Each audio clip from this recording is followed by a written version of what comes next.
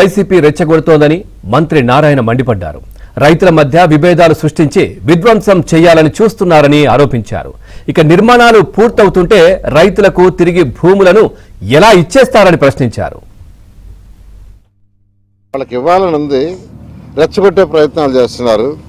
రెచ్చగొట్టి విధ్వంసం సృష్టించాలని వాళ్ళు కూడా మేము ల్యాండ్ పూలింగ్కే రమ్మంటున్నాం, ల్యాండ్ అక్విజిషన్ వద్దంటున్నాం. మేమే ఈ సమయంలో వాళ్ళకి సజెషన్ చేసా, అమరావతి క్యాపిటల్ సిటీ అయిపోతుంది, ఎంతో వేగవంతంగా జరుగుతుంది, రాష్ట్రానికి రాజధాని కావాలా, దానికి మీరు సపోర్ట్ చేయండి అని చెప్పి మేము లీగల్గా సపోర్ట్ చేస్తాం, మేము ఒక కమిటీ వేస్తాం.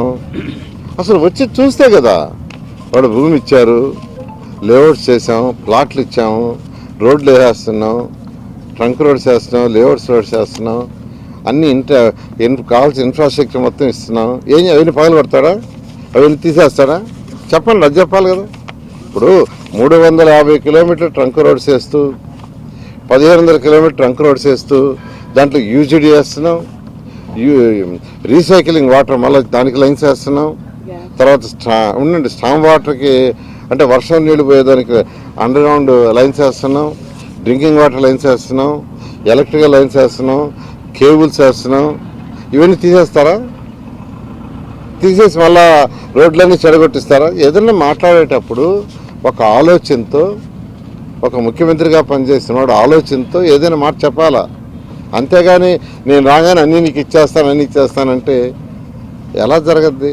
ఏదైనా సాధ్యమే చేయాలి.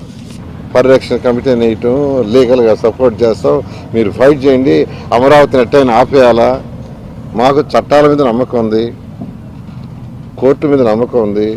ఏది ఏమైనా ఈ రాజధాని అనేది అనుకున్న ప్రకారం 2028 ఆగస్టుకి గౌరవ ముఖ్యమంత్రి గారు ఇచ్చిన టార్గెట్ ప్రకారం బేసిక్